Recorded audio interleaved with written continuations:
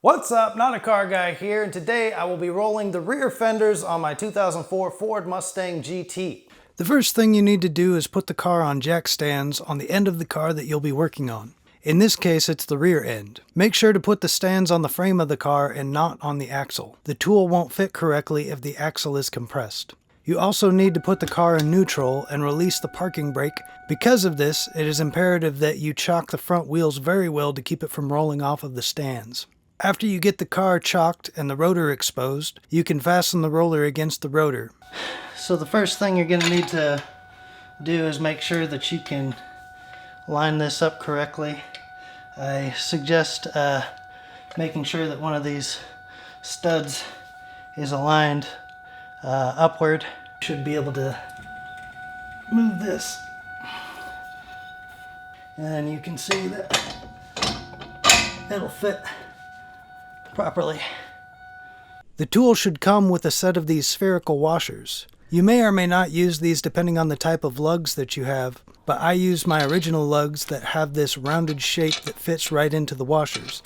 This allows the washer to sit flush against the roller rather than having the rounded lugs dig into the tool.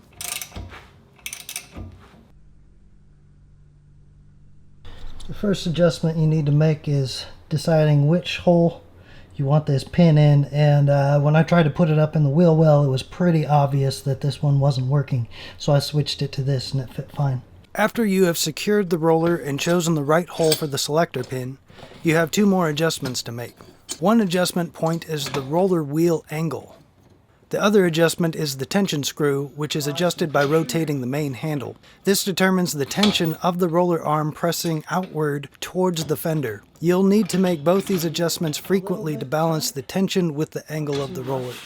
Once you get the roller in position, you can start heating with the heat gun. Supposedly, if you use a heat gun, then the paint will be less likely to crack and chip, but I really chipped the crap out of my paint, but only on the inside of the fender. I had my garage door open and a cool breeze blew in and the fender cooled off very quickly. I think in order for this to work well, you would need another set of hands making sure to apply constant heat to the working area. You need to determine how careful you want to be, but know that I chipped my paint and it's been several months without it spreading to the outside. After you decide how hot is hot enough, you can start rolling the roller back and forth, applying tension on the metal edge that's giving you problems. As you work the roller arm back and forth, and as the metal edge starts to bend, you're going to have to make more tension adjustments as the shape of the metal changes.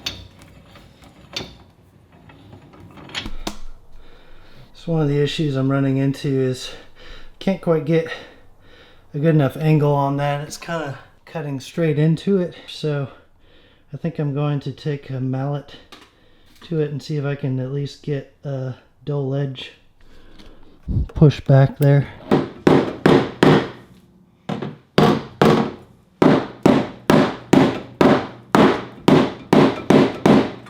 It's not a very graceful process. At least it wasn't for me, but little by little I was able to roll the sharp metal edge upward and away from the tire. Here's what the edge looked like initially. There's a small bend that hangs down just enough to catch my wheel when I'm backing up onto even a small hill. Here's what the edge looked like when I finally decided to call it a day. As you can see, the plan for preserving the paint went entirely by the wayside, which is unfortunate, but at least my tires are safe. I did buy a paint kit to prime and paint the areas where the paint has chipped, mostly to protect from rust and further chipping. One question I had while working through this was, how much is enough and how do I know when I'm done? The answer to that is basically if all the sharp edges are pointing up and not down, it's probably safe.